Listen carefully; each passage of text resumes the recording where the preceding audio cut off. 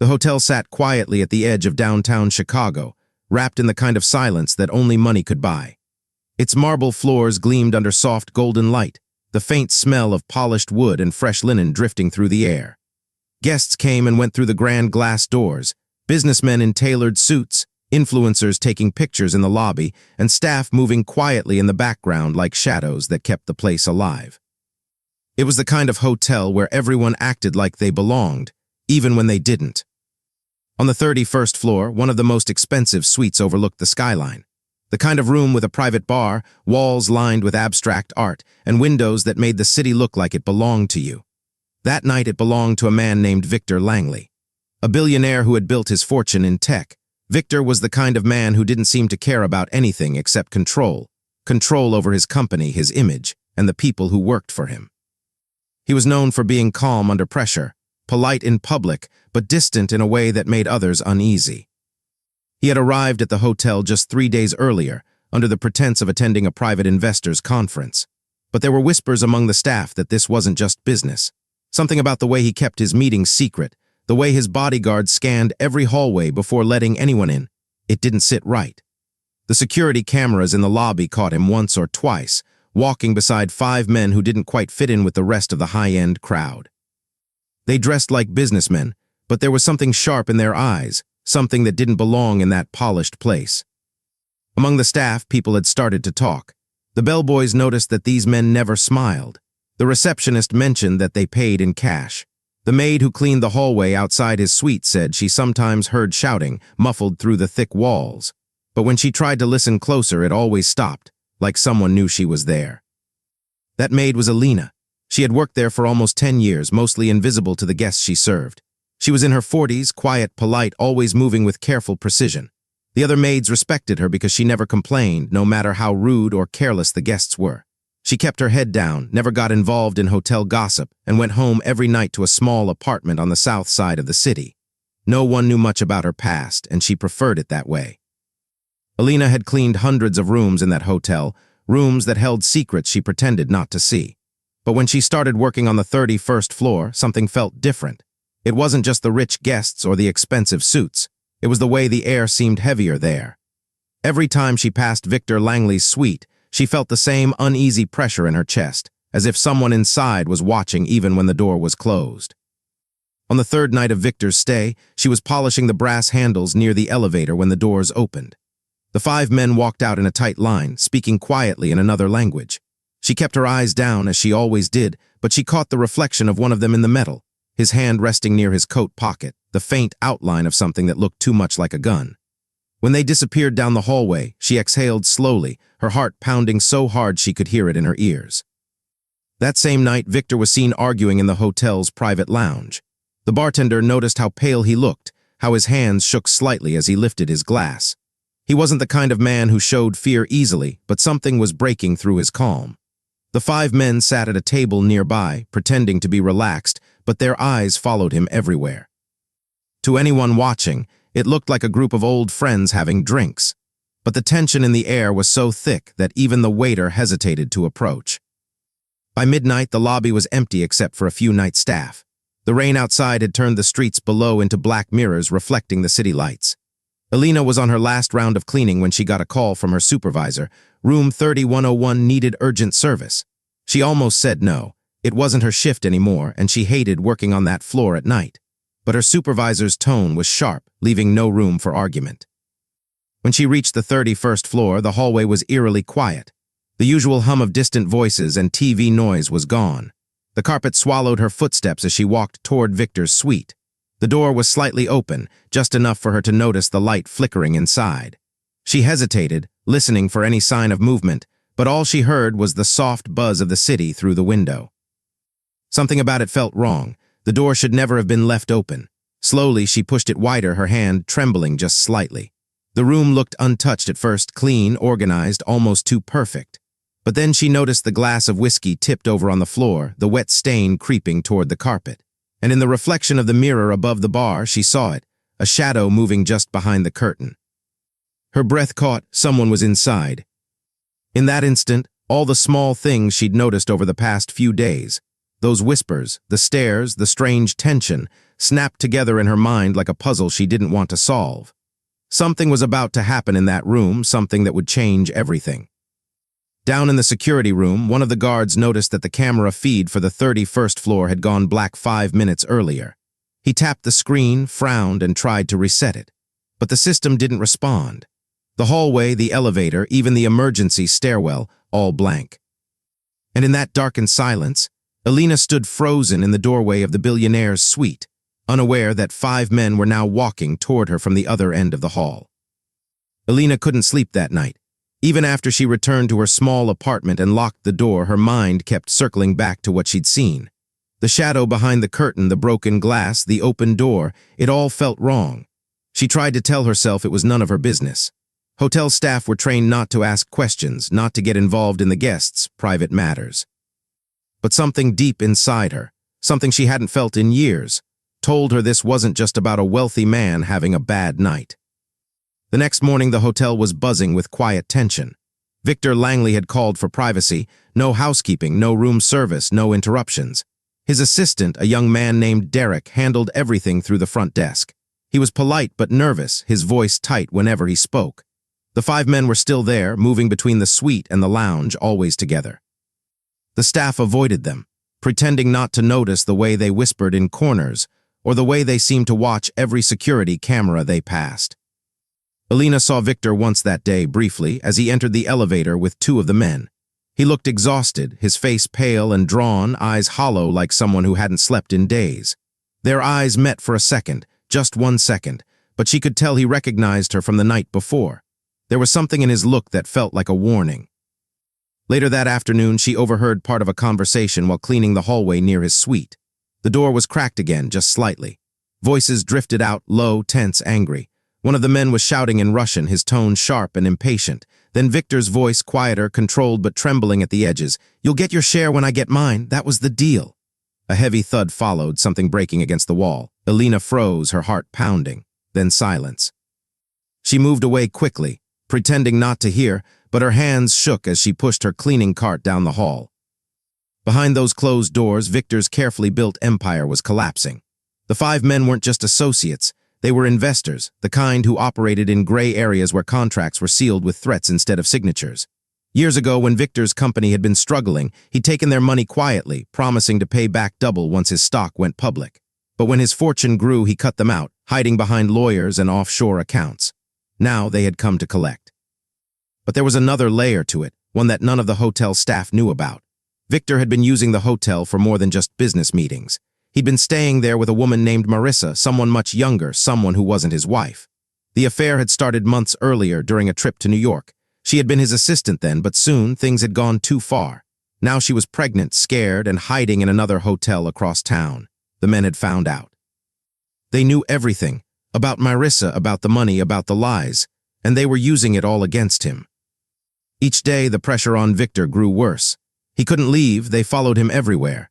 He couldn't call for help, they'd taken his phone, disconnected his laptop, cut him off from the outside world. He was trapped in a suite that felt more like a cage.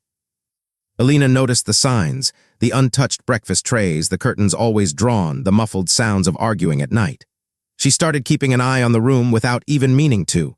Sometimes she lingered near the elevator a little longer. Sometimes she took the long route past 3101 just to listen. She didn't know why she cared so much. Maybe it was instinct.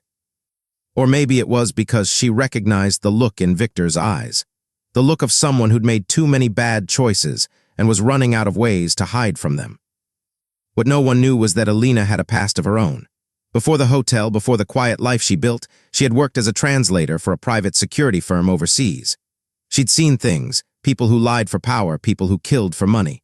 When her husband was murdered during a robbery 10 years ago, she left that world behind, choosing silence over vengeance. But now, as she watched Victor's situation unfold, that old instinct for danger started to return. One night as she was leaving, she saw Derek, Victor's assistant, sitting alone in the service hallway. He was pale, his hands shaking as he scrolled through his phone. When he noticed her, he quickly put it away. "You should be careful on this floor," he whispered. "Some people here aren't who they say they are." Then he walked off before she could ask anything else. The following day, a strange rumor spread among the staff that one of the men had been seen slipping a thick envelope to the head of hotel security. A bribe, most likely. After that, the cameras on the 31st floor started glitching again, and the night guards were told not to patrol that area. Everything was being arranged in quiet shadows, as if the hotel itself was being turned into a stage for something terrible that no one wanted to see. Victor was running out of time. The men had grown impatient. They wanted their money, and they wanted to make an example out of him. One of them, a tall man named Anton, had started following Alina with his eyes whenever she passed. She pretended not to notice, but she could feel his gaze on her back like a weight. That evening, as she pushed her cart into the linen room, she heard someone behind her. It was Anton. He smiled, but it didn't reach his eyes. "You clean Mr. Langley's suite, yes?" he asked, his accent thick. She nodded carefully. "You see anything strange in there?" She shook her head quickly, keeping her voice steady. "Just towels and trash." He studied her for a moment longer, then leaned closer. "Good, keep it that way." Then he walked off, leaving her frozen in the doorway. After that, Alina couldn't stay quiet anymore. She went to the night manager, a timid man named Harris, and told him something was wrong with the guests in 3101. Harris looked terrified just hearing it. "You don't understand," he said. "Those men paid for total privacy. Management doesn't want trouble, just stay out of it." She wanted to argue, but she saw the fear in his eyes. He already knew. Everyone knew. They were just pretending not to. By the fifth night, things began to unravel. Victor had stopped eating. The men stayed in his suite all day, sometimes leaving for an hour, always coming back. Late that night, Alina walked past the room and heard something she hadn't before, a soft, desperate plea. A man's voice, broken, begging, "Please, just give me more time." Then a loud crack, followed by silence. Her stomach turned. She wanted to run, to call the police, to do something, but she knew no one would believe her without proof, and the hotel had a way of burying problems that involved rich clients. Still, she couldn't ignore what she'd heard. The next morning, she took a risk. While cleaning another suite, she slipped into 3101 when she saw it empty for the first time in days. Her hands shook as she moved through the room. The place smelled faintly of cologne and whiskey, but under it was something metallic, blood. She found it near the bar, a small dark stain half hidden by a rug. Then she saw something else, a phone charger on the floor, its end ripped as if pulled out in a struggle. She heard footsteps in the hall and quickly ducked into the bathroom, holding her breath. Two of the men entered, speaking quietly. "He's not going anywhere tonight," one of them said. "Tomorrow we finish this." Her heart pounded so loudly she was sure they could hear it. When they left, she slipped out through the side door and ran all the way down to the service level. She didn't stop shaking until she reached the laundry room. That night she made a choice. She would stop pretending. She didn't know exactly what she was going to do yet, but she knew she couldn't just stand by and watch. She'd seen too many people die in silence before, and she wasn't going to let it happen again. Meanwhile, Victor sat in his suite, staring out the window at the city he used to own. He could see his own company's logo glowing on a skyscraper across the skyline. It felt like mockery. The men had taken his phone, his laptop, even his freedom, but what hurt most was knowing he had brought this on himself. Every lie, every deal, every betrayal, it was all coming back for him now. When Alina passed his room one last time that night, she thought she heard something faint behind the door. A whisper, "Help me." It was barely audible, almost lost under the hum of the air conditioner, but it was enough. The five men thought they had control. They didn't know that the quiet maid who passed unnoticed in the hallways had once been trained to protect people like Victor Langley. And though she had buried that part of herself long ago, it was about to come back, with a vengeance. The night of the crime began quietly, too quietly for a hotel that size. The rain outside had turned the streets into rivers of light, the sound of it muffled by the thick windows of the upper floors. In the 31st floor corridor, everything looked calm.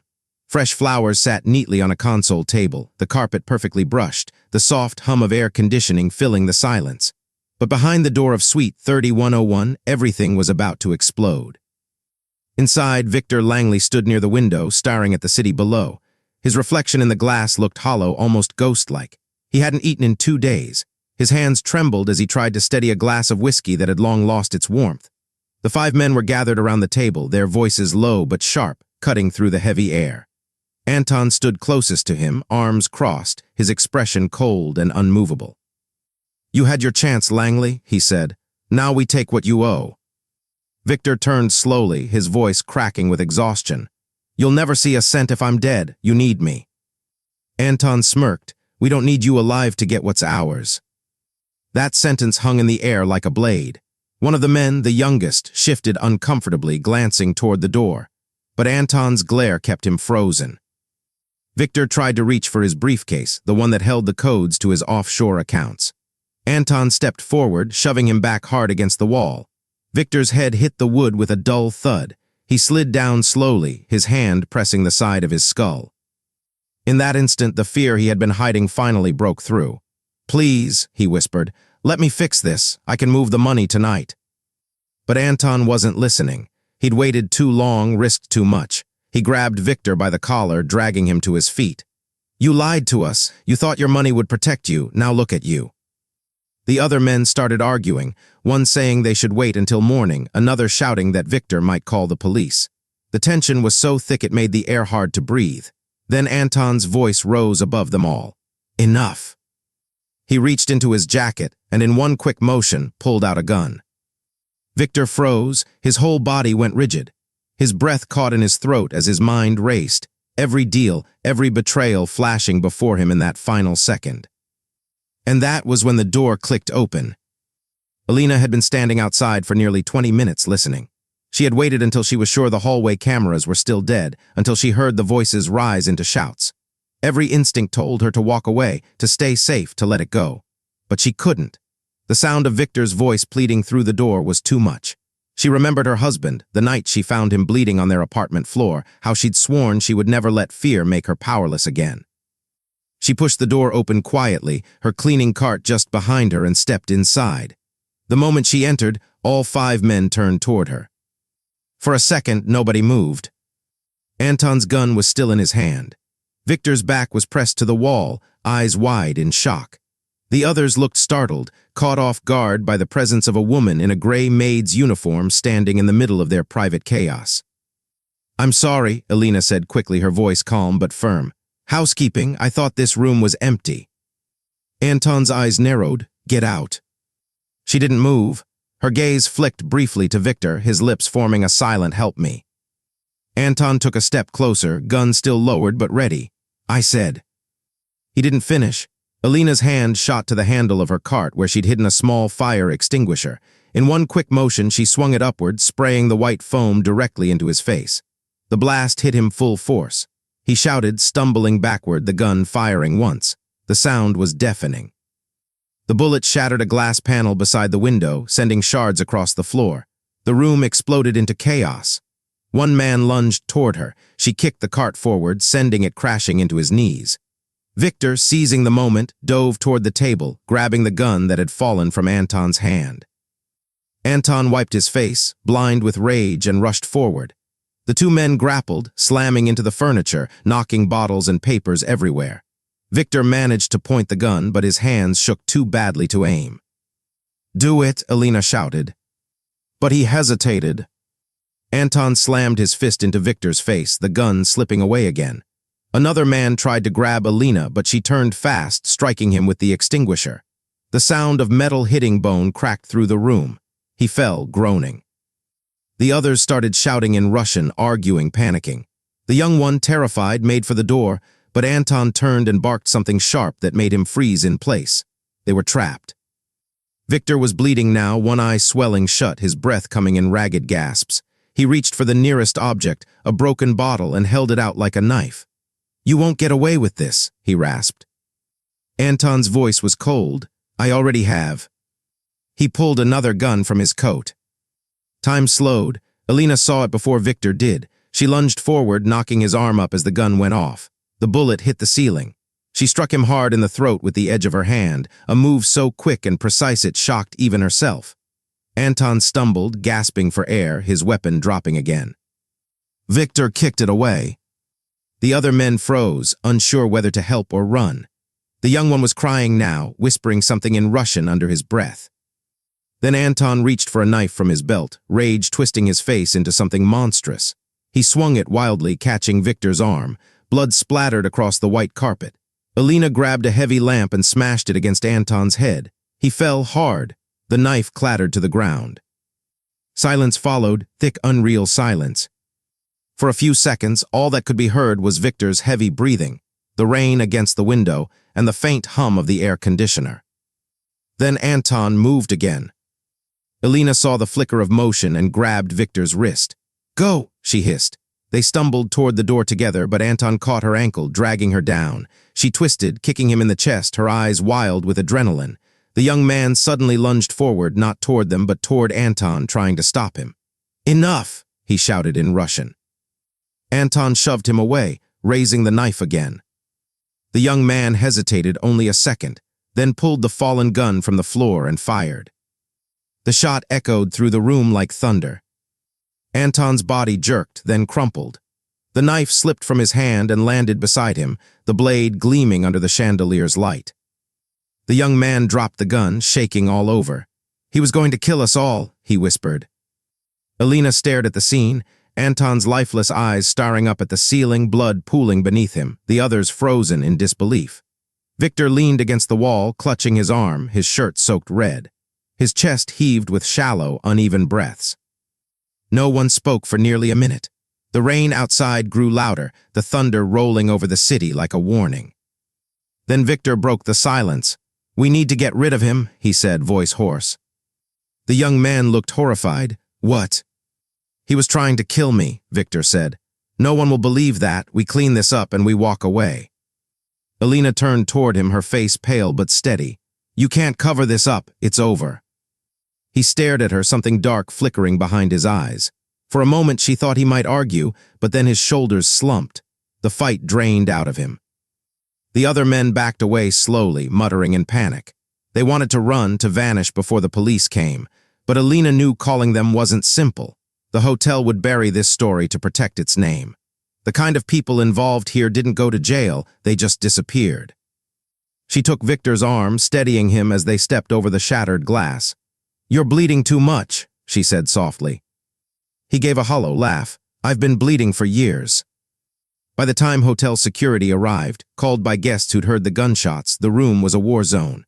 Broken furniture, blood, shards of glass. Anton lay dead. 2 of the men had fled, the others sat in shock. And standing by the doorway, covered in streaks of blood and foam, Elena looked nothing like a maid. Her hands were steady, her eyes unflinching.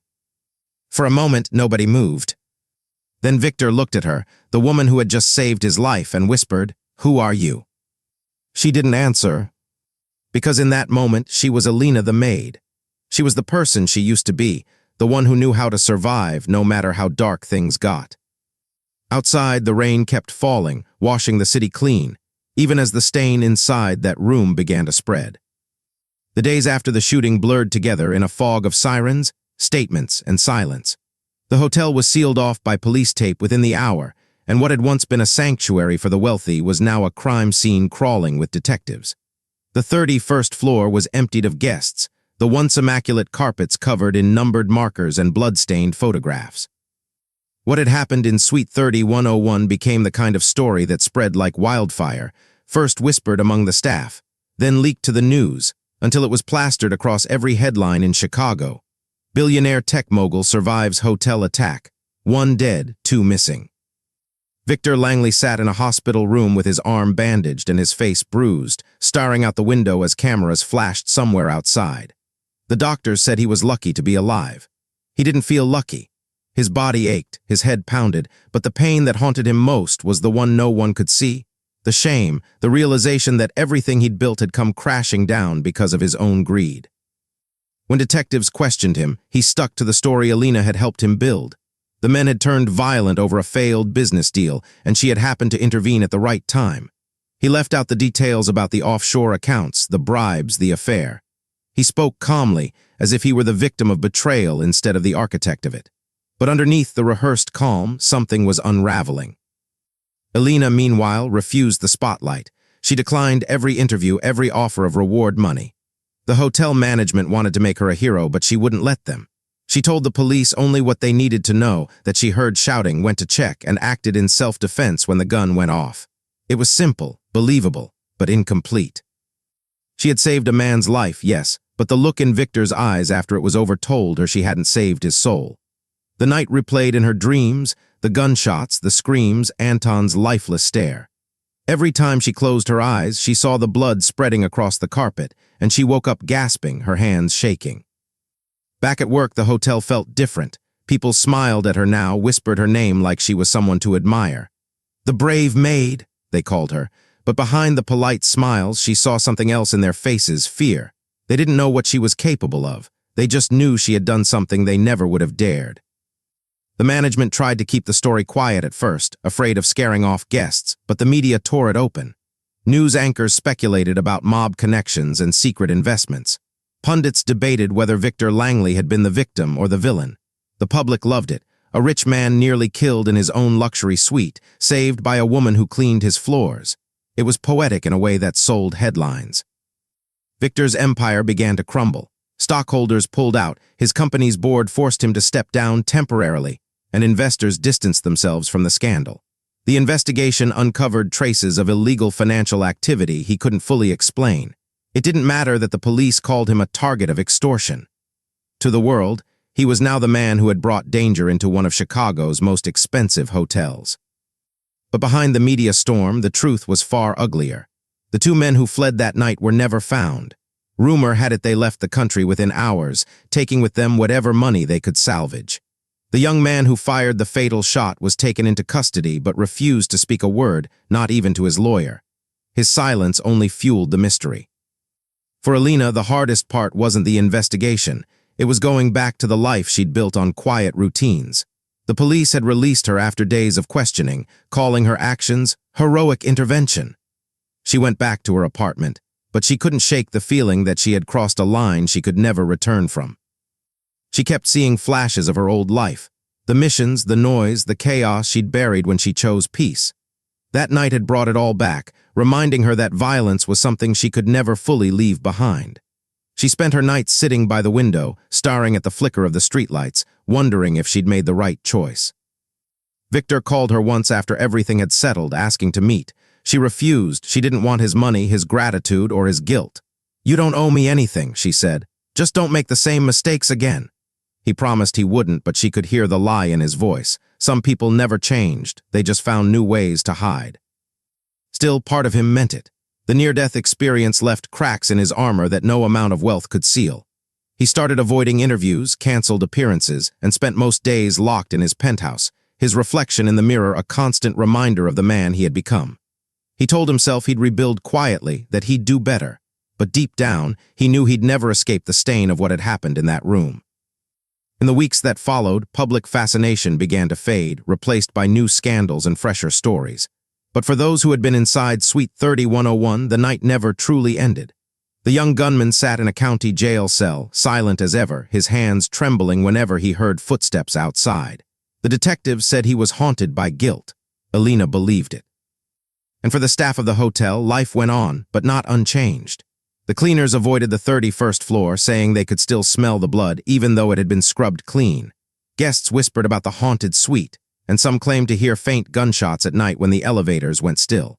The hotel tried to cover it up with renovations, new paint, new carpet, a new name for the suite, but the story lingered like a ghost that refused to leave. Alina eventually handed in her resignation. The hotel offered her a promotion, even a small apartment closer to downtown, but she didn't want any of it. She packed her things quietly, left her uniform folded neatly on the bed, and walked out without looking back. She moved to a smaller town a few hours away, somewhere quieter where no one knew her name. She found work cleaning offices instead of hotel rooms. It wasn't glamorous, but it was peaceful. She didn't talk about what happened. People assumed she'd lived an ordinary life, and she let them. But every now and then, when she heard thunder rolling over the horizon, she'd remember that night. The gunfire, the rain, the fear in Victor's eyes. And she'd feel that same old ache in her chest, the one that reminded her that saving someone didn't always mean saving yourself. Victor Langley disappeared from the public eye 6 months later. Some said he moved abroad to start over. Others claimed he'd been forced into exile by powerful people he'd once called partners. No one really knew for sure. His company was sold off piece by piece, his name scrubbed from its history. Alina didn't follow the news anymore.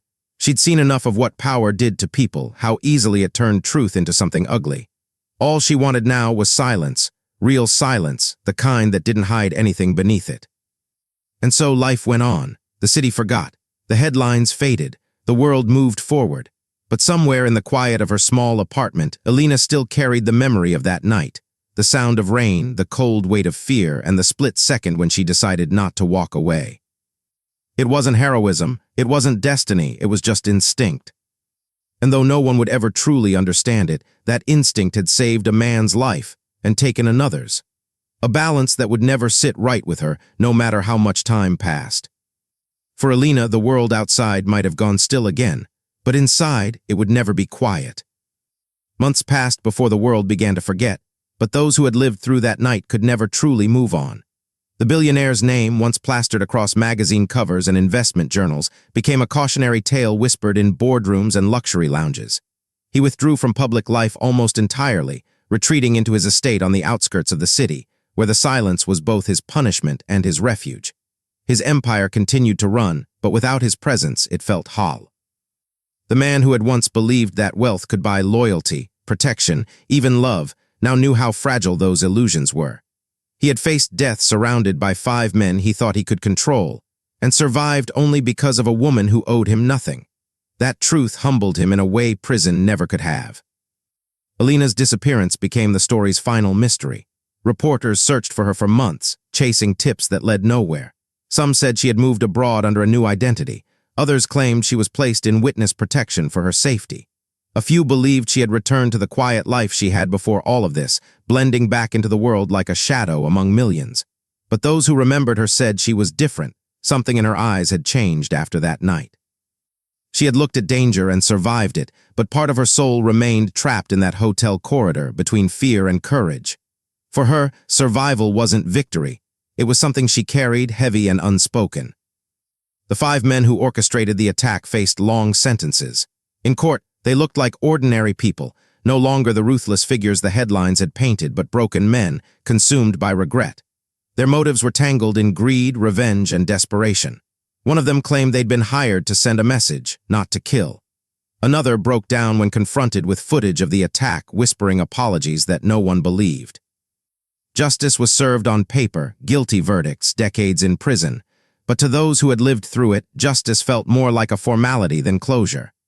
The billionaire's money could rebuild what was lost, but it couldn't erase the fear, the guilt, or the truth that had come to light.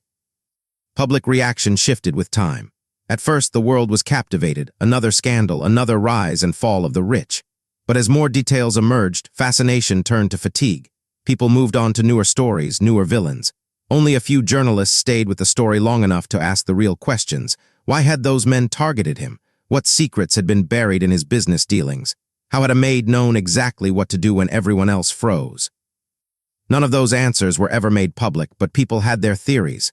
Some believed Alina was trained, military, maybe intelligence. Others said she was simply brave. The truth, as with most things, was somewhere in between. She was ordinary until the moment she was. The crime forced the city to confront its own reflection. In a world where money often determines justice, this case blurred the lines between victim and oppressor. The billionaire, once untouchable, became a symbol of vulnerability. The maid, invisible and underestimated, became the face of quiet courage. It reminded people that power doesn't always protect, and weakness doesn't always mean fear. Conversations about class, labor, and morality filled newspapers and talk shows for months. People asked why it took an act of violence for the powerful to notice the people who served them, cleaned after them, and kept their world running. Beneath the sensational headlines was a story about human worth, the kind that no salary or status can measure. For Alina, the real battle came after the chaos ended. Every night she relived the moment she made her choice, the fear in her chest, the ringing in her ears, the way time slowed when she saw the billionaire's life hanging by a thread. She didn't see herself as a hero, and she hated that people did. To her, that night wasn't about saving a man, it was about saving herself from watching something awful happen and doing nothing. She had lived a quiet life filled with obedience and silence, and for one night she broke that pattern. But breaking it came at a cost. She could no longer return to the simple comfort of being unseen. Whether she was hiding in another country or simply living under a new name, she would always carry that night inside her, the sound of footsteps, the weight of courage, and the understanding that bravery doesn't always feel good. Sometimes it just hurts less than regret. The billionaire, too, carried his own burden. In the silence of his home, surrounded by things that once defined him, he began to see his life for what it really was, a fortress built on fear and vanity. He tried to reach out to Alina again, this time not to thank her but to apologize. He wanted to tell her that he finally understood what she had saved him from wasn't death, but the illusion that he was above it. But every attempt ended in silence. Maybe she didn't want to be found, or maybe she had already forgiven him in her own way. Either way, he never heard from her again. He donated millions to workers' unions, safety programs, and anonymous charities, but even he knew it wasn't redemption. It was an apology written with money that could never buy peace. Years later, the hotel reopened under a new name, its walls painted fresh and its halls redesigned. Most of the staff had changed, and the memory of that night had become little more than a rumor passed between new employees, but some still remembered. Every now and then, a guest would mention the strange chill they felt near the East Corridor, or how the security cameras flickered late at night. People said it was nonsense, but those who had been there knew it wasn't the building that was haunted. It was the story. In the end, no one walked away untouched. The billionaire had his life but lost his certainty. The attackers had their punishment but no peace. And Alina, she had her freedom, but it came at the cost of anonymity. Each of them carried a version of justice, though none of them felt whole. That's the quiet truth about survival. It doesn't restore what's lost. It only lets you live with the pieces. The world around them moved on, pretending it had learned something. But the lessons of that night, about power, fear, and what people are capable of when cornered, never truly faded. Sometimes, late at night, the billionaire would sit by the window, staring out into the lights of the city he once owned piece by piece. He'd think about the maid, the woman who had stepped into chaos without hesitation, and wonder if she ever thought about him too. Maybe she did, but not in the way he imagined. Maybe for her that night wasn't about him at all. Maybe it was about taking back something life had long denied her, control. And as time stretched on, the story became a kind of legend. People told it differently each time. Some spoke of heroism, others of conspiracy, a few of redemption. But no matter how it was told, one truth remained constant. That night revealed more about humanity than any courtroom ever could. It showed that courage often wears the face of the forgotten, and that power, no matter how vast, can crumble in the space of a heartbeat. In the end, justice wasn't a verdict or a sentence. It was the quiet understanding that even the smallest person could change the course of fate. And though the lights of the hotel had long since dimmed and the city had moved on, one truth lingered in the silence that followed. Sometimes, the people who save us aren't the ones with strength or status, but the ones who act when no one else will.